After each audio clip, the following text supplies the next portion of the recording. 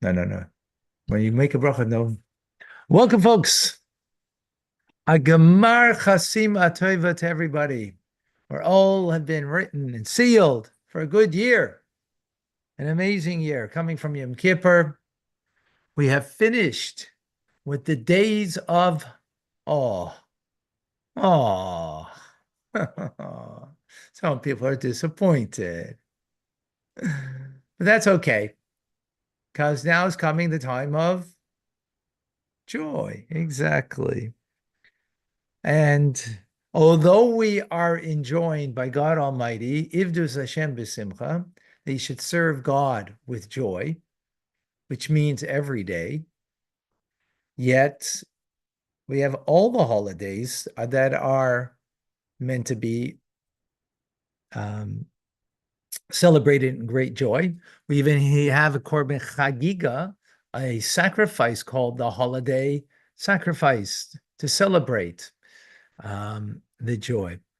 But that being said, when the Torah speaks about joy, it speaks specifically about the holiday of Sukkot. As a matter of fact, it mentions it 3 times. Shavuos, it mentions 1 time joy. Pesach actually doesn't mention at all. Now, the distinction there, we're not going to go into now, why the variations in the holidays. But the fact is, 3 times joy is mentioned in the celebration of Sukkot, so it is definitely a very joyful time. Unfortunately, the water is not working over there. Okay, just if you wanted water, some reason some difficulties there. So the overall writing message of the holiday of Pesach is Zman Cheruseinu, the time of our freedom. The overriding theme of Shavuos is Zman Matan Toraseinu, the time of the giving of our Torah. And Sukkot is Zman Simchaseinu, is the time of our rejoicing. That being said, there are 2 specific mitzvahs that are directly related to Simcha, to joy. 2 commandments. The first one is the Arba Minim, the 4 species. I have them right over there. Actually, we'll use them maybe later for a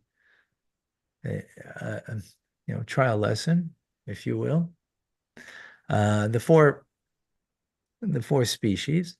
And the second one is Nisuch Hamayim, which means the drawing of the water libations, if you will. The times of Beis Hamikdash, this was done. Now, what does the Torah say about the lulav and esrog? Let's share our screen over here.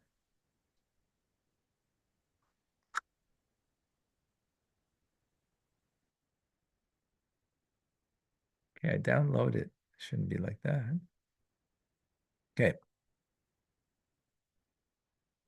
Oops. There we go.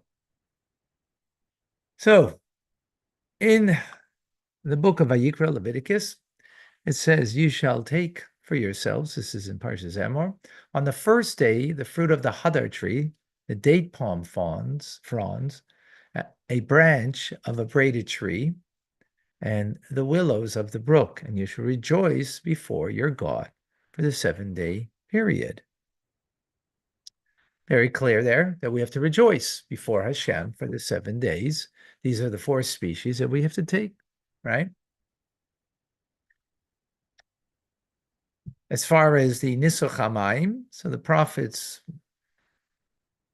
teach us, "And you shall draw water with joy from the fountains of salvation." Shaftamayim Masasan Mimayne Yeshua, a song that many of you might know. Right? The joy of the Nisuch Hamayim is more emphatically told to us by the sages in the Talmud.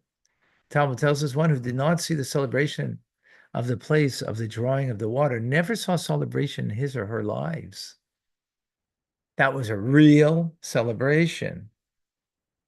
So while these 2 mitzvahs that are associated with simcha, with joy, fall on the same holiday, but the beginning times of them are different. The lulav it begins in the morning of the first day, right? Not at nighttime. The mitzvah is by day. As it says, "Lakachtem lachem," on the b'yom harishon, you should take for yourself on the first day, right? Day literally meaning during the day. By contrast, the Nisach HaMayim, at least in the times of the Beis Hamikdash, earnestly only began on the second night, right? As Maimonides says, Rambam, even though it is a mitzvah to rejoice on all of the festivals, there's an additional celebration in the temple of the festival of Sukkot. The celebration would begin on the night after the first day of the festival, which means after what? What mitzvah?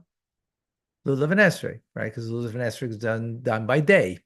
So this is the night after, right? It's the second night of Sukkot. Similarly, on each day of Chol Hamoed, after offering the daily afternoon sacrifice, they would begin to celebrate for the rest of the day and throughout the night. Okay, so it started the second night. Now, on the surface, it was for technical reasons. It's because this was celebrated with instruments, and instruments are not played on Shabbos or Yom Tov, right? In this instance, right? They're no musical instruments, as the Mishnah tells us. Yes. They didn't play music on Shabbat during the temple time? Not for Nisuch HaMayim. No. They sang on Shabbos, not instrument. Instruments, it's a technicality I don't want to get into now. Okay.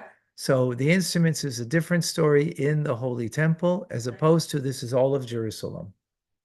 It's different. This is not just in the Holy Temple, right? So there's a distinction here. So I don't want to get into that. There's a technicality over here that I don't want to digress, but a very good question. No, very good question. No, don't be sorry. Don't be sorry.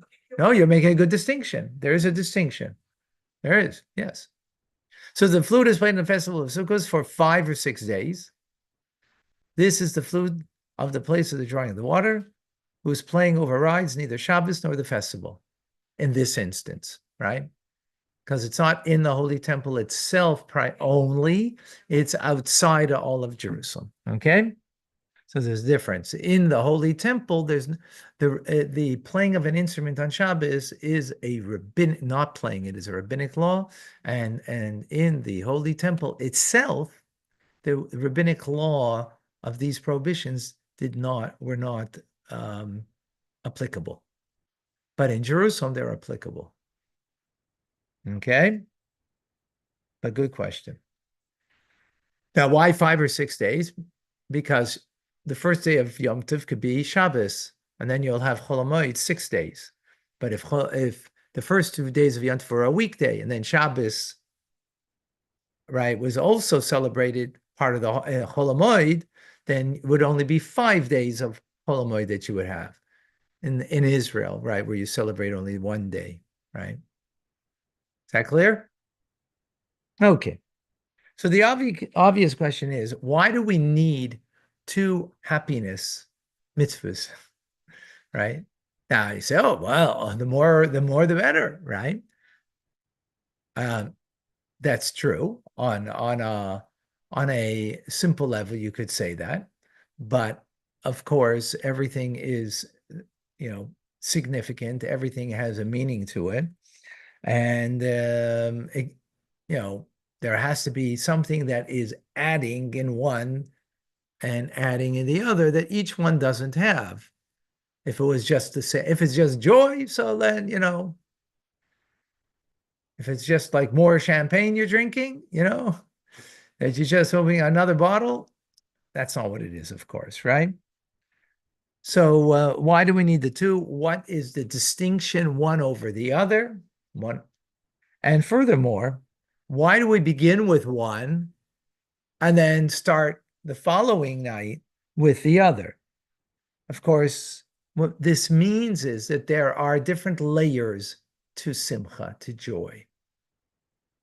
That's where we're going to go with this. Okay? Is that clear so far? Wunderbar. Okay. So let's take a moment to zero in on the mitzvah of Nisuch Hamayim, the drawing of the water. Okay. We're not so familiar with this because it was in the times of the Holy Temple, right? The people would go down, they would go down to the Shaluach River, which is in Ir David, in the city of David, which is below, below, no, below, no, it's just below Jerusalem. It's below the Holy Temple. It's lower than the Holy Temple. Holy Temple is further higher up, right? And just below, that's the city of David, right? They drew the water from there. They brought it back to the base of Mikdash.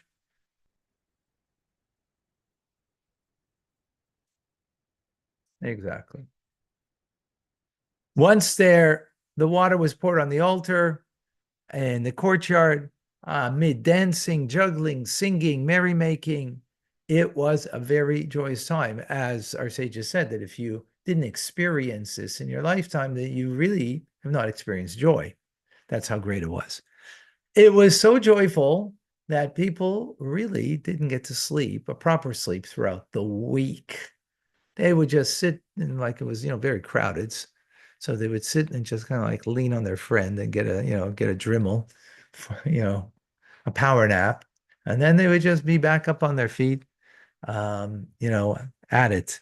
It was something to be seen, electrifying. But why? Why was it electrifying? What was about it that was so special? Anybody? What's so joyful? I mean, what are they doing? They're drawing water and they're placing water on the altar, right? What's so amazing about that? That is so electrifying that people danced the whole night, merrymaking, juggling a whole night, like it was just unreal. As a matter of fact, it's a little counterintuitive if you think. We're talking about joy, right? If you were thinking about a beverage that would bring joy, what would that be? Wine. Wine. You would think wine, right? Exactly. As a matter of fact, our sages say that in the Talmud. Exactly what the sages say. The mitzvah for rejoicing on the festival is only fulfilled by drinking wine. As the verse states, wine gladdens the heart of a person. And you're talking about a festival that you need to be full of joy. So there's a mitzvah to have a revius of wine, all festivals, by the way, right? Aside from the Kiddush, by the way, that you make, because that's for the mitzvah of making Kiddush. Aside from the Kiddush that you make, you should drink a revius of wine, which is about 3 ounces of wine for celebrating the festival. But what's so exciting about the water?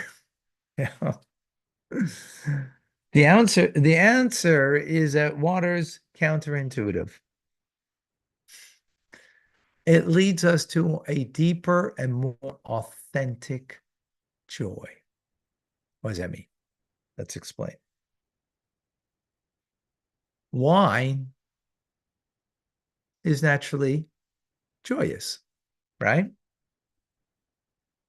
It wakes up the mind, intoxicates the person, creates from a ho-hum experience into exciting experience because a little l'chaim, right? All of a sudden, it's amazing. Why is it amazing? Because you're happy, right? So on a broader base, we have up there, I forgot. They have some more. Can add some more cake. Okay, or whatever. Have this later. Well, Oh, okay. Okay. So in a broader sense, this kind of happiness What besides having some wine and getting a little, a buzz from the wine, and that makes you a little happier. It's natural. What is the natural way that we have joy in our lives, besides obviously having the wine? What's natural way to have joy? What's natural about that? Well, I think having a bath is great. Well, let's put it okay. In other words, something that you appreciate gives you joy, right? If you understand something and you appreciate something, then that thing will give you joy, right? So if you appreciate the taste on your taste buds, right, that you have from Sherry's what is it? Huh? Okay, this is really amazing. Right? So you appreciate it. So that's natural kind of joy, right? But that might be a very surface one. A deeper one would be that when you appreciate something. So tell me something that you appreciate that brings you joy. Ice hockey. Okay. That might be on the palate, but it might be on the hips that you enjoy it. It might be in the arm, and whatever, in the feet, right? Tell me something a little that has understanding to it that brings you to joy. A Torah class. Okay, excellent. Why? Because when you appreciate and you understand something, it brings a joy to you. Right. I'm gonna jump. Hmm? This is like, Torah is like water. Yeah, let's not jump yet. Answer the question. Answer the question. It's the water festival, it's the Torah festival. And answer the no. It's actually not. We'll see. Okay. But you didn't answer my question. What understanding do you have that gives you joy? Something that you understand, and from there you appreciate. Not because you taste it on your taste bud. There's no understanding in that, right? That can bring you joy, but there's something deeper joy that you will have when you understand something, right? So I like a Torah class. So I understand a little bit of the value of teaching Hasidus, and therefore it brings me great joy because I understand a little bit of the great value that it has. So it brings me great joy. Clear. Okay. What's the common denominator over here and what we're talking about? That this joy is based on something that has common sense to it. It's natural, right? When we're talking about an understanding of something, not something to your palate or something that to your right, that's just merely physical, right? That's not real joy. That's pleasure in the moment, right? As opposed to joy. There's a difference between the two, right? But the common denominator in this kind of joy that we're talking about is that it you appreciate it because you understand something about its goodness, and therefore you appreciate it, it brings you joy, right? So when your child or grandchild will come over and wish you a good Shabbos and say, how are you? And maybe share with you, I just learned this in school about the holiday of Sukkot, and they'll share that with you. You'll have joy in that. Why? Because you appreciate the value in it, right? But that's all common. That's a common sense form of joy. Okay. Water represents a very different type of joy. It's not like wine. It's water. Now, although water is crucial to human life, right? Next to air, the next thing is water, right? The most needed thing to sustain life. But that's to sustain life. We're not talking about sustaining life here. We're talking about joy, right? So in that manner, Water is tasteless as opposed to wine, right? So this is a feeling of happiness, not a product because you appreciate something. Like, the wine tasters, sometimes I wonder if they're all fraudulent, they just go and swish it in and they're just making as if they, as if, oh, this one is from, 1782 was a very good year.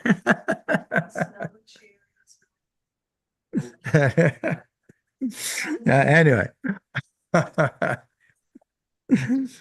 Uh, in any case, where this comes from, the wine is because you appreciate, right? There's an appreciation that makes you feel good. It's a thrilling experience. Here, there's nothing thrilling. It's plain water, right? It's plain water. So then what's the thrill over here? A commitment to an ideal. You commit yourself to something, regardless whether you appreciate it or not.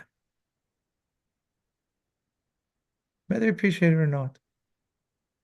It's a willed happiness based on conviction.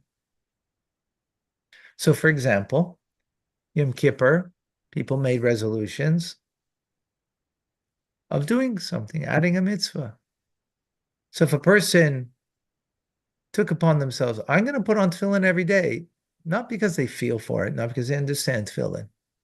They don't get it, but they know, it's a willed conviction, commitment, not out of understanding, right? And in that commitment, to do it happily. Is that clear? So it comes out, we have two types of joy in terms of our relationship with God. We have one that's like wine. Wine, you drink it, it makes you happy because it's an internalizing of what you appreciate about God, what you appreciate about his mitzvahs. So, for example, some people, they appreciate Shabbos. They love the idea that they can tune out the world, right? They love the idea that the world doesn't exist, the mundane world doesn't exist, at least, right? They love it. They love the idea of being with family and friends, having a nice meal, celebrating the pressures of the world and all the things that would be in a regular weekday don't exist.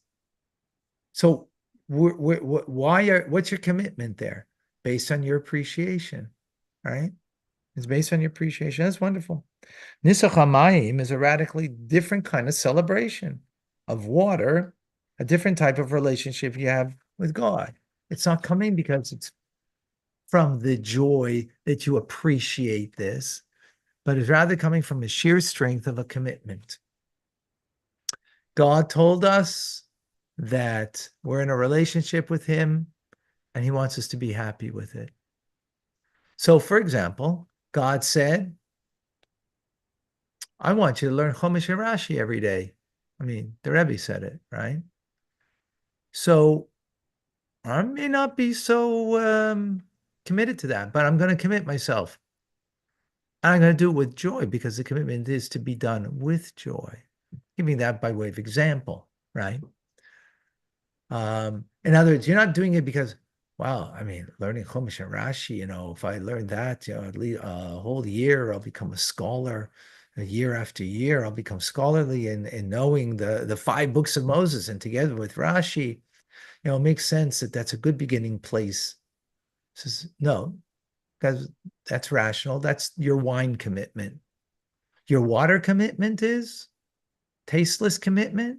Is you're not doing it because you have a taste for it. You just know that this is the divine will, and therefore I am committed. I'm going to do it. So I have that. But doing Rambam every day. Maimonides, 3 chapters. I used to do only one chapter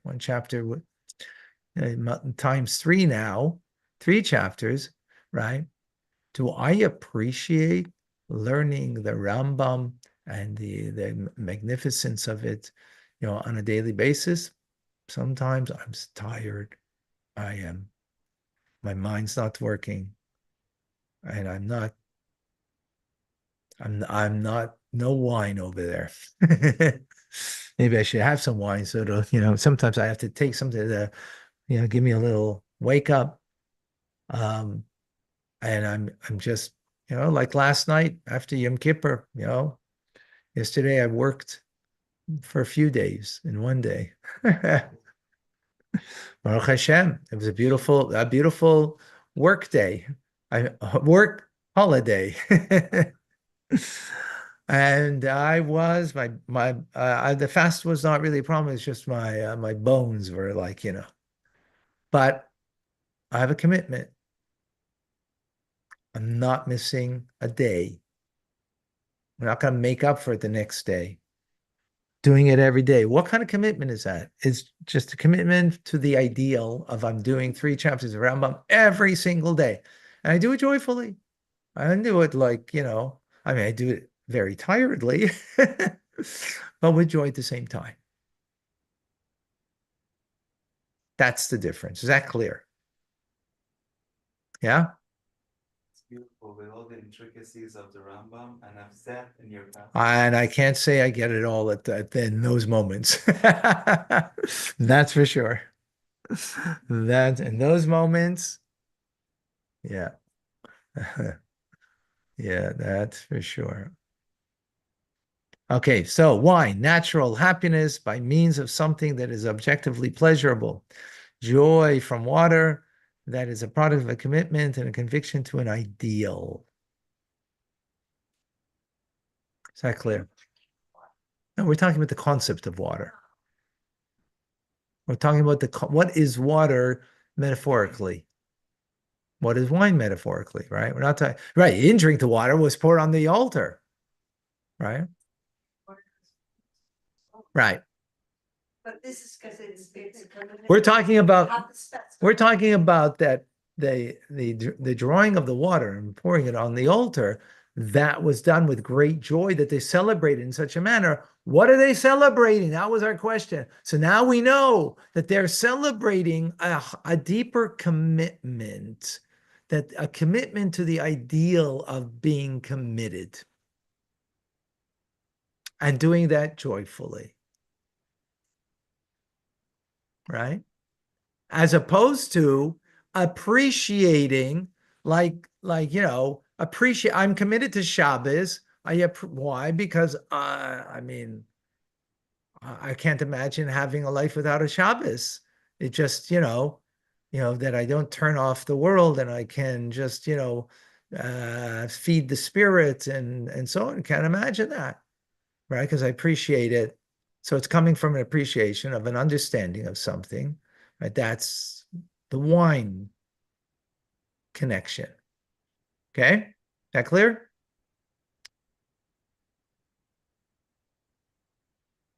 Okay. Let's see the Alter Rebbe. He gives us some more language to this. Joy is about exposure.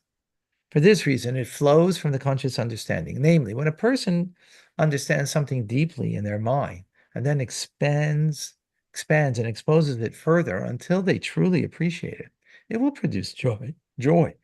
By contrast, if the person doesn't yet really understand it and it's still stuck somewhere in the recesses of their processing skills, but it's not fully expressed, it will not produce any pleasure or joy.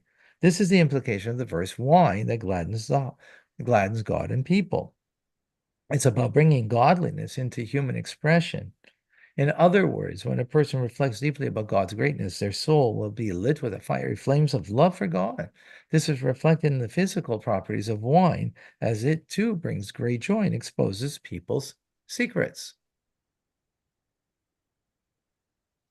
The difference between the wine libations of the entire year versus the joy of the festivals, particularly Sukkot, will be understood by way of illustration from the human experience. When a person is excited and happy about something, it's possible for that excitement and joy to be internal, invisible to an outsider. When the heart overflows with joy and delight, but no one else can detect it. But when the person gets truly overjoyed about something, then everyone will be able to see it. They dance, clap, and sing out loud, for they cannot contain their joy. This is what the wine libations all year were about. Water libations were exclusively on Sukkot. Wine libations represent of comprehension, Bina, whereas water libations represent the higher level of creativity, Chokhmah, which is much higher than the wine libation. The nature of water is to flow from a high perch to a low place, for the water libation is loftier than the wine libation. Okay. The Alter Rebbe doesn't give too much explanation about the water libation. All he says that, in fact, it's higher than the wine libation, right? It's chachma versus wine that is bina, right? In the following reading, the Rebbe is going to elaborate on the symbolism of the water libation and the unique distinction in the relationship that we have with God as a result. When it's based on me, which is what's the me of me is my mind that brings to my heart, right? It brings me to my feelings.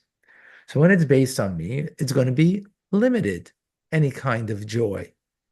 As much as I appreciate and understand, that's how much I will have joy, right? It'll be a limited one, right? The water libation, though, the Rebbe says, is unlimited.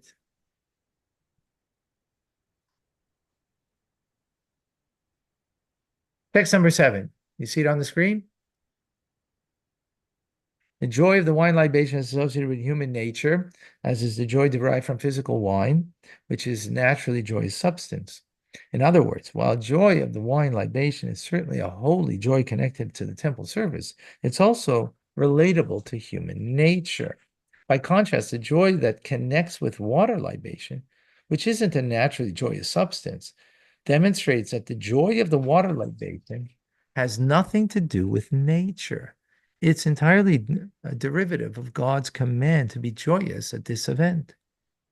This is the advantage of water libation over the wine libation. The joy of wine is rooted in the natural order of things, so it's limited to the contours of nature. By contrast, the joy of water is entirely credited to God's command, which is unlimited. So the joy it triggers is also unlimited. If it's me and my appreciation, then it's a limited joy, obviously, because I'm a limited person. But where's a boundless joy? When it's not based on me. God wants us to rejoice. Why? Just because. He wants us to rejoice in the mitzvah, right? Not because of the appreciation of the mitzvah. So this is the deepest commitment that we can have, because this will have to come from the core of our very being. It can't come from a just mere, expression of my, mental aptitude or where my heart's feelings are, right? In other words, the other joy is made up of something. It's a compound joy. I enjoy Shabbos because I like the family together. I enjoy Shabbos because I like to have guests. I enjoy Shabbos because I'm addicted to my cell phone, so I don't now, my addiction stops. I'm addicted to smoking, I don't smoke, right? I'm addicted to whatever, right? I'm a workaholic, I don't work, right? Right? All these things, right? You didn't know I had such addictions. Well, it wasn't me. I don't know of them either. So, in other words, the joy is a compounded joy. And it's based on as much as, I'm pleased not to have my cell phone or pleased to be with my family, right? If my son, what if your family makes you upset today? So, in other words, it's got limitations. But when it's based on God's need of us, that he needs us from us, that we should be joyous in this holiday. Why? Just because. Just because. Where's that come from? It comes from the core of our soul, right? It's like a parent telling a child, do this, and if you do it, this and this will be the consequences, this will be the reward you get, and this, right? And this will be the punishment if you don't. Or when you tell your child, do it, but I don't want to. Well, Father said to do it, just do it. Just because, right? There's this just because this is what God wants. That has to come from a deeper place within us, right? It becomes an absolute rather than a relative form of joy.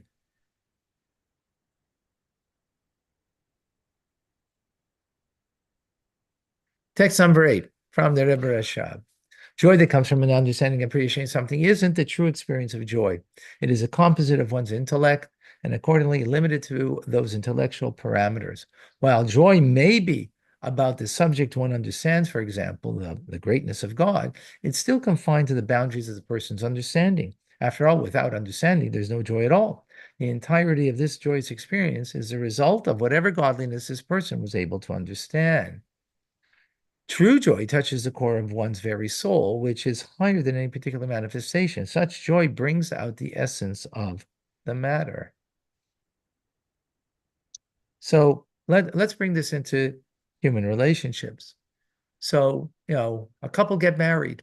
Why do they get married? For many reasons, right? Many reasons why your spouse brings you joy, right?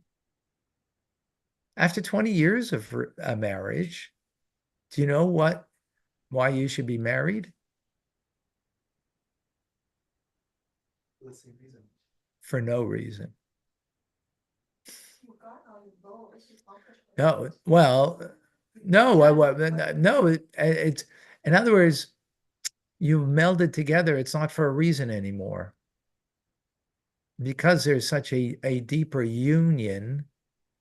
So not to say that those reasons don't exist anymore. It's not saying that, but your connection is beyond reason.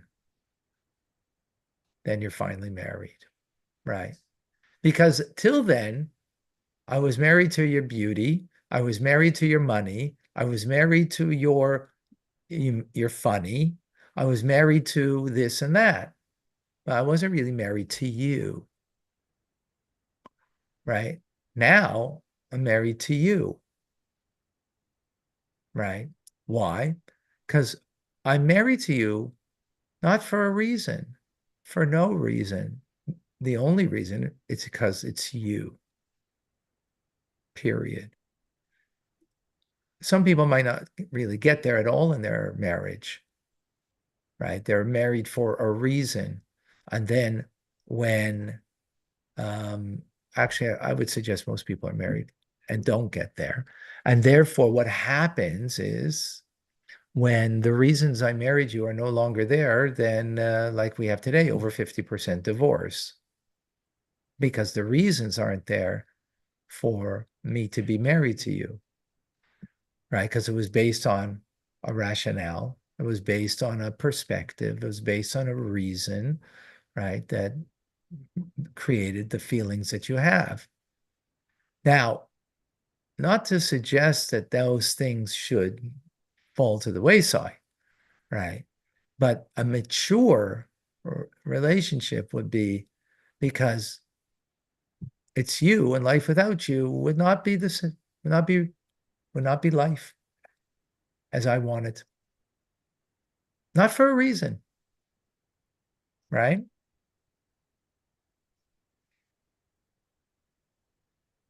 Does that make sense?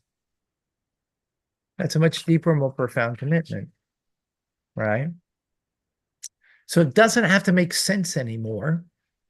It is just, two halves of one soul.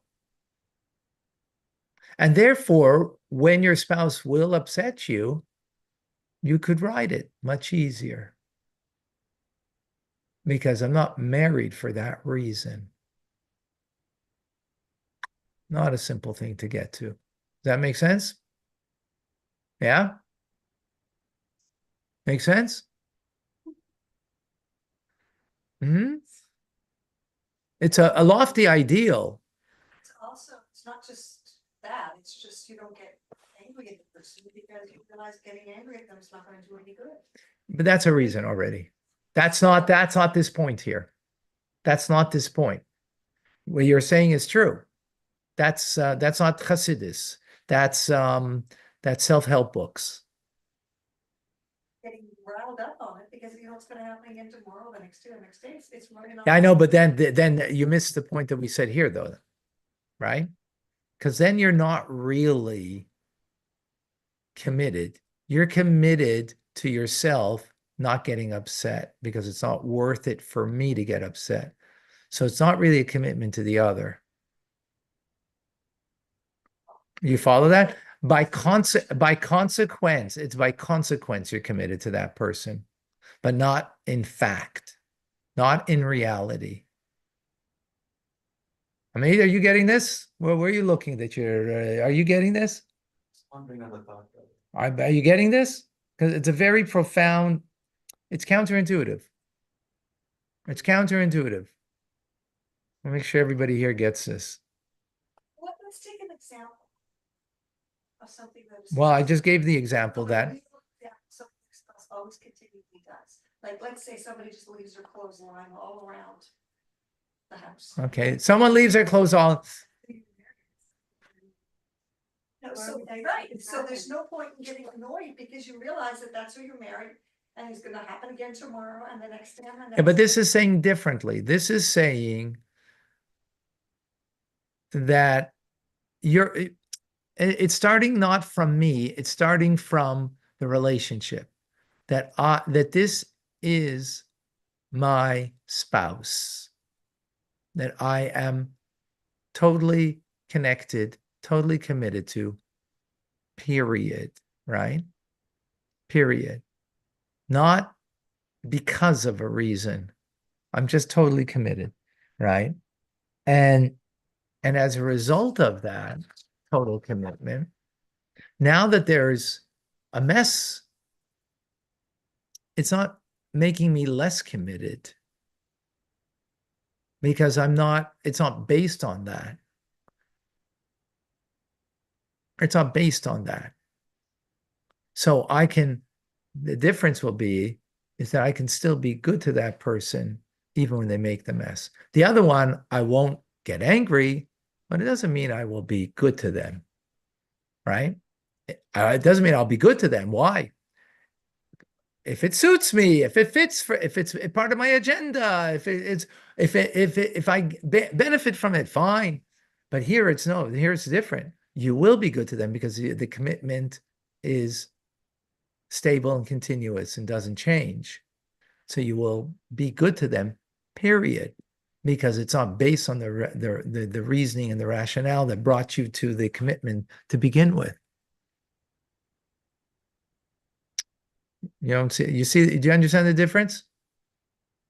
It's a nuanced difference, but it's huge difference actually. In reality, it's a huge difference because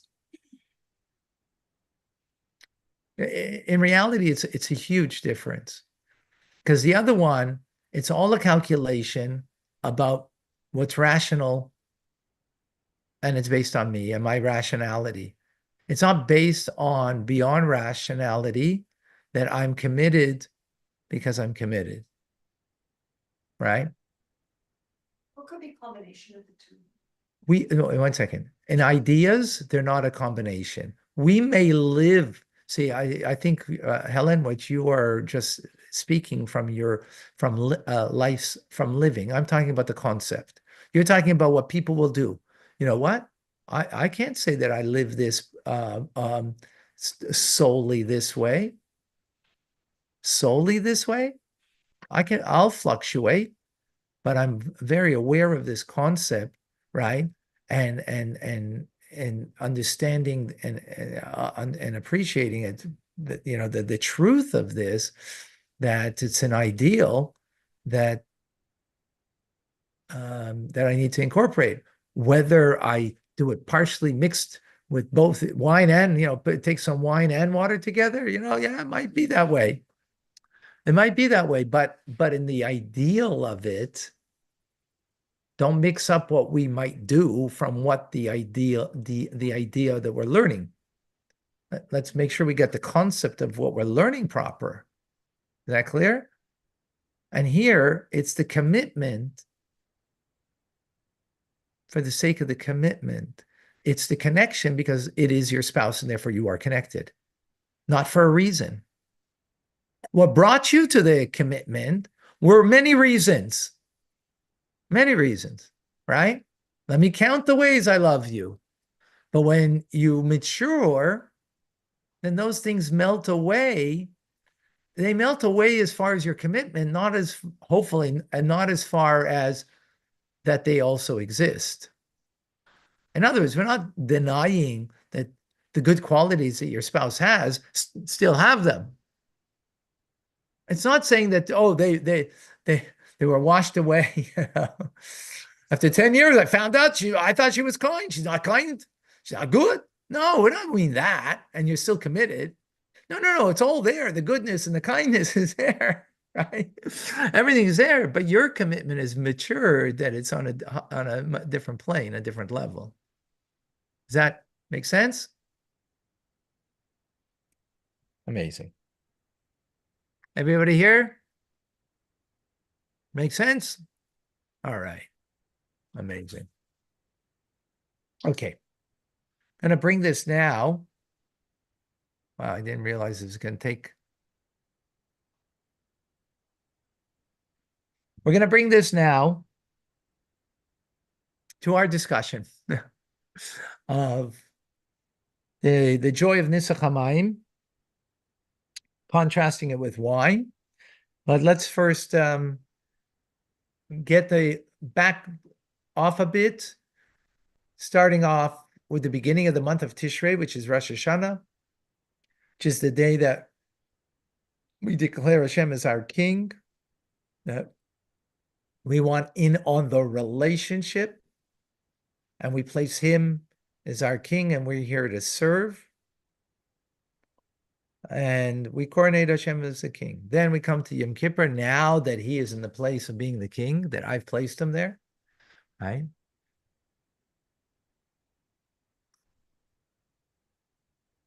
Now the king judges the people. He judges and he cleanses the people from their sin. That's what Yom Kippur, what we just went through yesterday, right? That makes all sense. So those are very powerful days. We call them the days of awe because they're awesome, right? They're very awesome. I mean, people, I heard from people, from the Yom Kippur experience they had over here, they were like, whoa, they never had such a awesome experience in their lives. So now we go to Sukkot. What is Sukkot about? Sukkot is about taking the days of awe and bring them into the days of joy. Right? Awe is something beyond us, right? What is awe? We're in awe. You're in awe of a great person. Awe. You stand in front of the Rebbe, you're in awe. He's great, and you are small. Not because he makes you feel small. When you understand the greatness of the Rebbe as much as we do, we feel our smallness, right? It's self-induced. Right? The Rebbe doesn't make anybody feel small. He makes them feel their greatness. But we ourselves sense that, right? The days of awe, God's greatness, we feel, and therefore that's like, wow. Now what do we need to do? Take all of that and bring it into joy, to internalize it, to make it a part of us, right? Because joy is something ultimately that is about us and how we behave. So, with this said, can get the understanding how the week of Sukkot is bringing it all home. The Rebbe Rashab says, the idea of the water libation, as well as of the revelations of the festival of Sukkot, is a manifestation of energy drawn down on Yom Kippur. The energy is drawn down on Yom Kippur through tshuva, penitence, which touches the essence of God himself. This Yom Kippur energy is manifested during the festival of Sukkot. So it starts with drawing that awesomeness of the unique connection that we have with Hashem on Yom Kippur, 5 prayers, because we have 5 levels of the soul, and the very core essence of our soul is revealed on that day, and that's where how the cleansing takes place as a result, right? And all of that now we want to bring it home and internalize it. So the first thing that we have is the mitzvah of sitting in a sukkah. So sukkah is the schach above, the awesomeness from above of the days of awe. Then now we're taking it leishe b'sukkah to sit and dwell in the sukkah that should dwell in us. But in the sukkah, it still remains somewhat hovering over us because the mitzvah of the sukkah is the schach, which is beyond us, right? Dwelling in the booth of the sukkah, right? Therefore, we have then the next 2 mitzvahs that progressively draw the joy in and become more permeated and become us. First mitzvah is, after sukkah, lulav and esrog. Exactly. Lulav and esrog. What is lulav and esrog? So we have the lulav and esrog over here.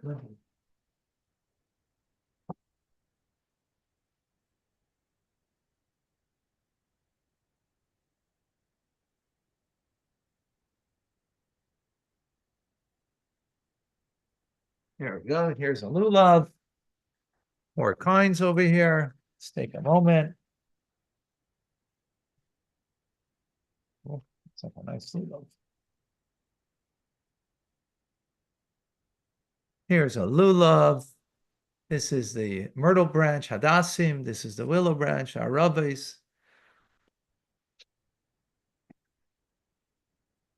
Here's an esrog.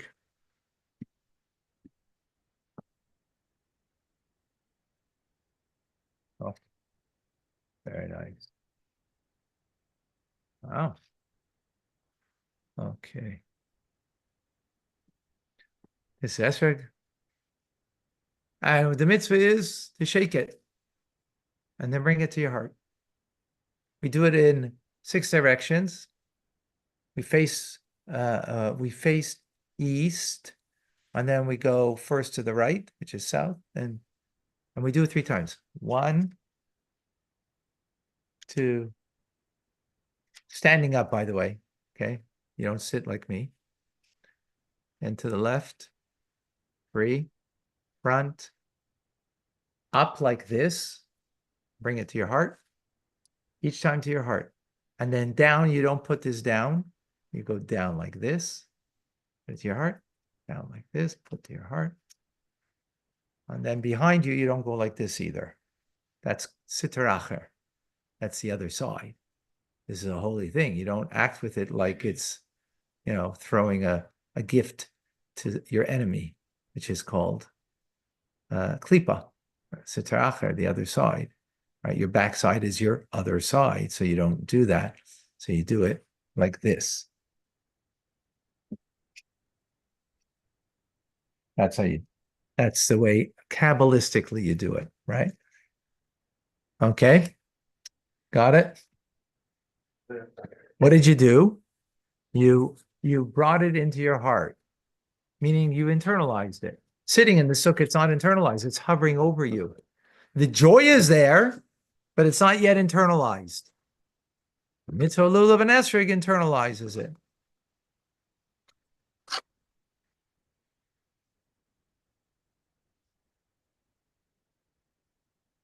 Oops.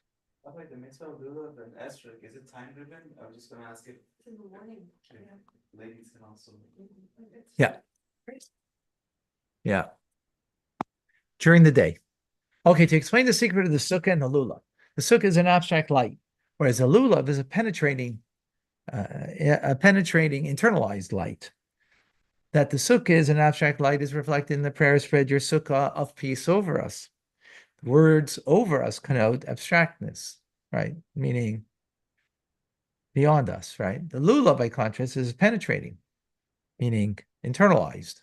light, as represented by the word lu, love, lo, lave, which means lo to him, a heart, meaning into your heart. Into your heart. This is why we shake the four species in the sukkah. That's the way you fulfill the mitzvah if you don't do it in the sukkah, but preferably you should do it in the sukkah, right? Because when you do it in the sukkah, what are you doing? In the sukkah, so as to emerge a penetrating light with the abstract light. So you're taking from Saivev and you're bringing it and integrating. You're taking from the encompassing light, and now it is internalized. Even when the shaking at home, the space between the lulav and the wall is represented by the abstract light. When a person brings the lulav close to their chest, they should have the intentions to bring some of that abstract light into the internalizing, penetrating one, so as to produce a merger of the two. Beautiful, beautiful. Okay, so that's the first mitzvah of joy that we do. What's the joy over here? Because we're bringing it to our heart.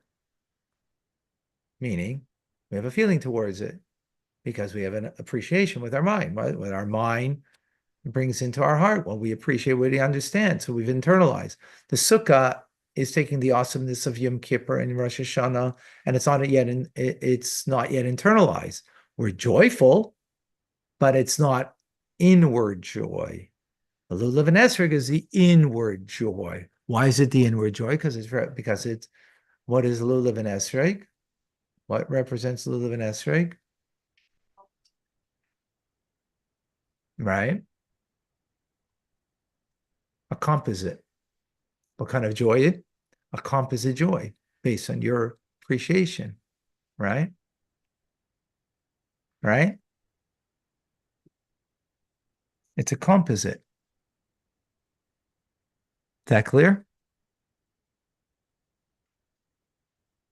And that's why it's the first thing. It's the first mitzvah we do of joy. Why? Because joy, first and foremost, not first, will be the things you appreciate, right? The things that you internalize into what's the internalized part of the human being is your mind and your heart. Those are internalized things, right? So then that comes first. Then comes the second day or the second night, Nisuch HaMayim, right? Now comes a commitment to joy that's beyond appreciation. It's not based on what I understand and appreciate and what I feel and drawn into my heart. It's something that's beyond that, right? It's not a composite of things, of four species, right? Of four different types of people. Oh, I appreciate a lulav person. I appreciate an esrog person. I appreciate all kinds, right? Right? Which is wonderful. We're not minimizing it. We have to appreciate that there's something very beautiful about it, but it also has a limitation, which therefore we need the second night rather, that comes the Nisuch HaMayim, drawing of the water, because then we are able to come to a higher, unlimitless form of joy, that it's not a derivative of something, it's tasteless water, right? Yes, water that gives life, but as far as appreciation, right, in the taste buds, yes, if you're very thirsty, then you're gonna, but it's not your taste buds so much, it's more the quenching of your inner dryness that you are appreciating, right? So here we're bringing it to a more mature relationship with God, that it's not based on what I appreciate about God, or I appreciate about the mitzvah, or I appreciate about a Jew. It's about my mere commitment that is beyond, right? It is, it doesn't need to make sense for me to be committed. Let's see how the Rebbe explains this.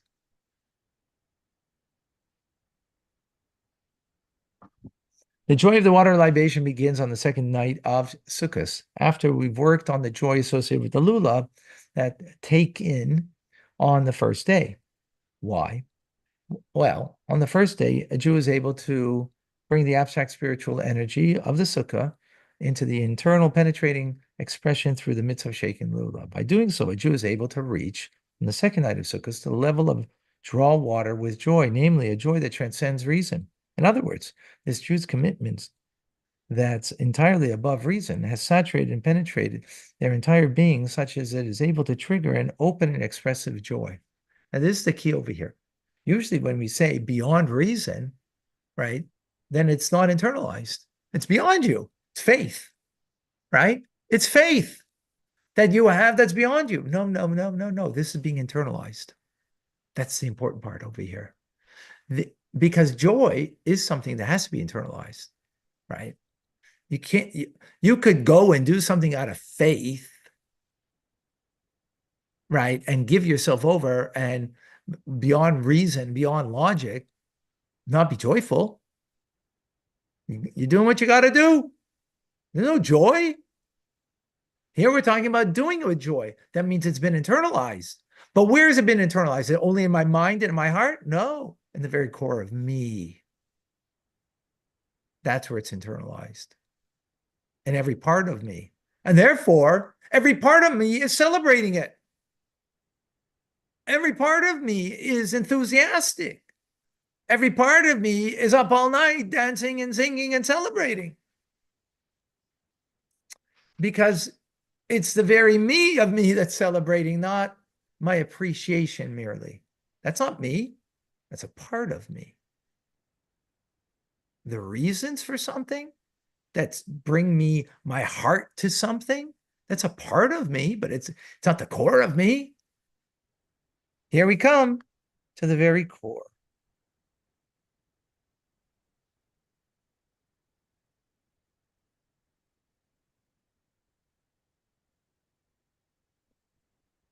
Yes.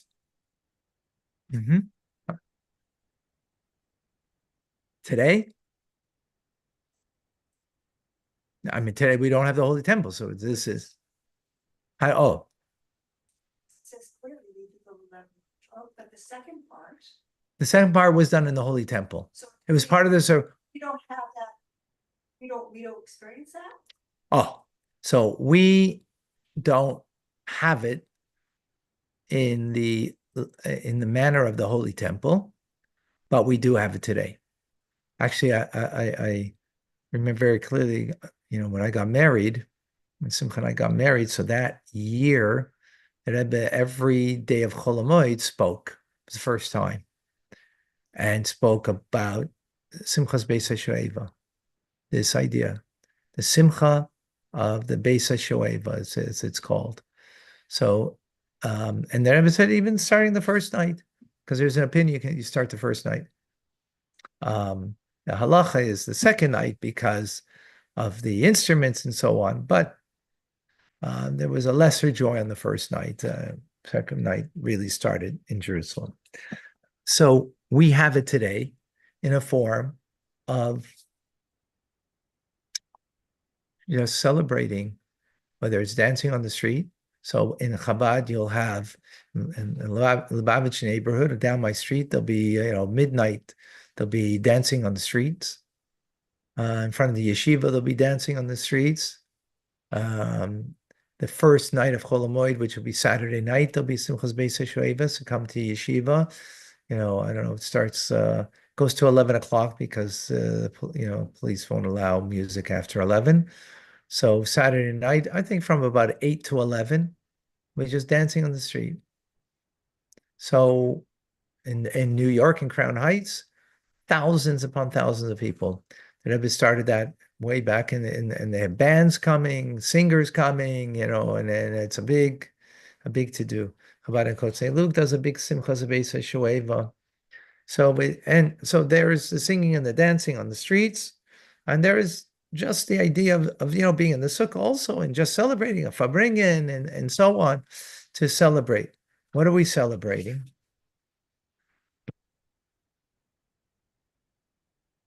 What are we celebrating? Our intellect.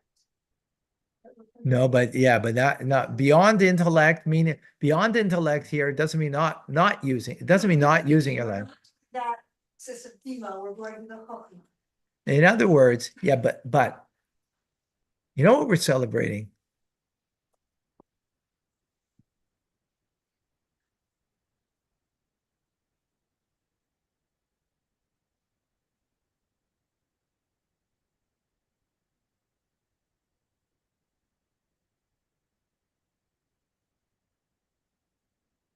So I'm going to tell you two stories in conclusion.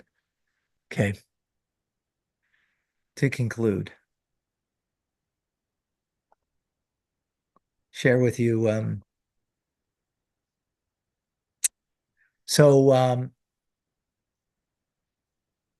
Karliner Rebbe lived in Russia. He lived in times of the Alter Rebbe, and there was a decree that you couldn't go out at night. I guess this is where they learned from, right? A decree. Can't go out at night in this area. So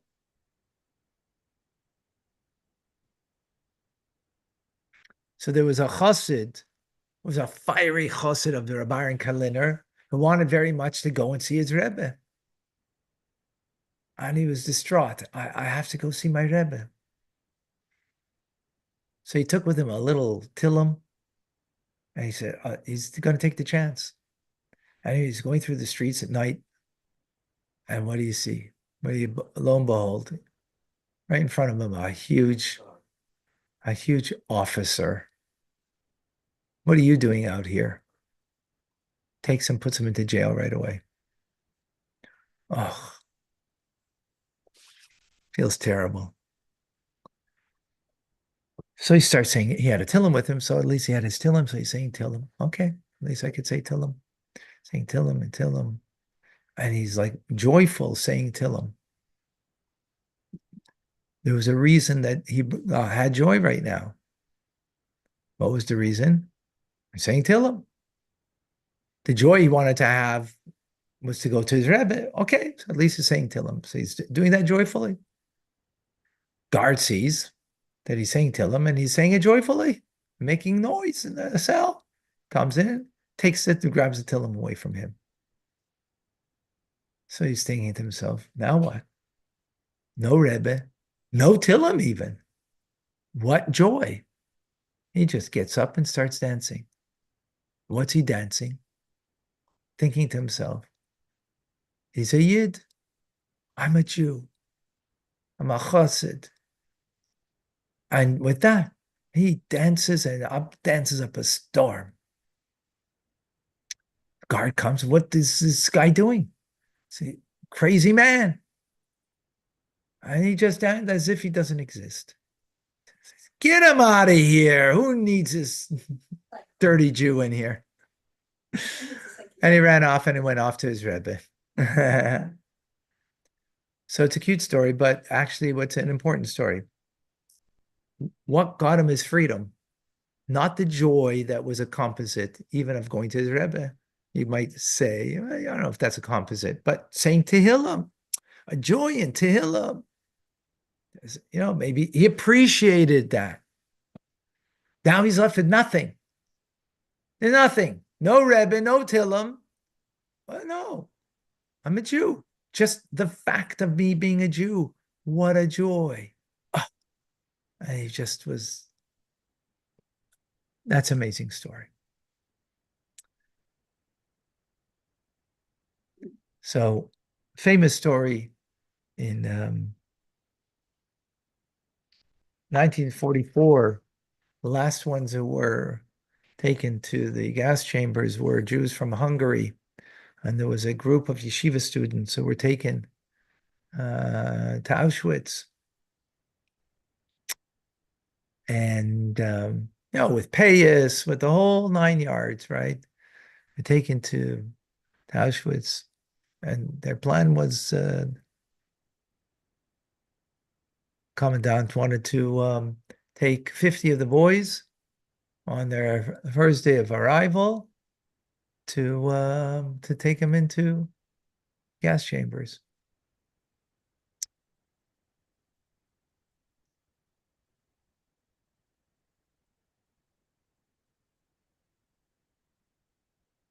So they're brought in and to the showers, right?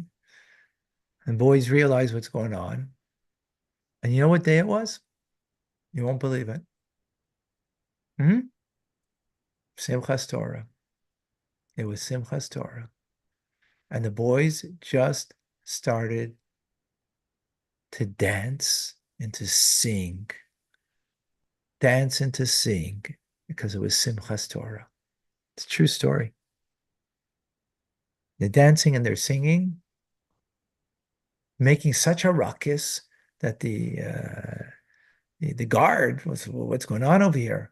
He couldn't make heads or tails from what's going on.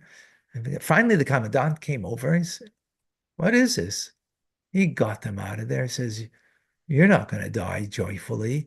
You're going to be persecuted to death. That's what's going to happen to you. They went back to their bunks. Boom, the next day, things changed and they were sent off to, the next day or 2 days later, to a labor camp. And Baruch Hashem, they all survived. They all survived. What's the point over here? Why were they joyous? They joyous what? For one reason. They're a Jew, and it's Simchas Torah, and on Simchas Torah, a Jew must celebrate. When you act in that way, that is a commitment just for the ideal of who you are and for what it is. What is it? Who am I? I'm a Jew. What is it? It's Simchas Torah. What does God want from me? To be joyous. You could ask, how's that possible? Does it make sense? Totally not. It doesn't need to make sense. It doesn't need to make sense. Now, those stories are wonderful stories, but the chiddush that the Rebbe wants to bring out over here is that we have the best of both. When we spoke about wine, we're not dismissing the wine. We're adding the water with the wine, right? In other words, we need to appreciate, but we also need to mature and to have it beyond our appreciation, our connection to Hashem, our commitment to Torah and mitzvahs.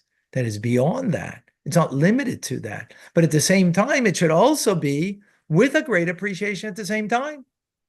Just like in a relationship, that when it matures, then it's not based on a reason, it's based beyond any reason. But it doesn't take away all those things that you were attracted originally to your soulmate. They're still there. And actually, because of this, you'll see them much more highly focused when you have that greater commitment that is just because.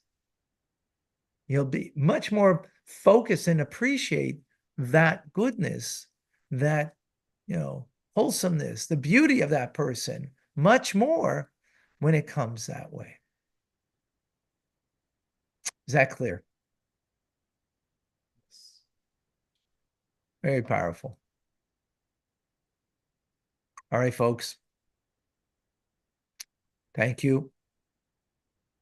Freilich and Sukkis. Zman Simchaseinu. Sei gesund. Mike Freedom. All right.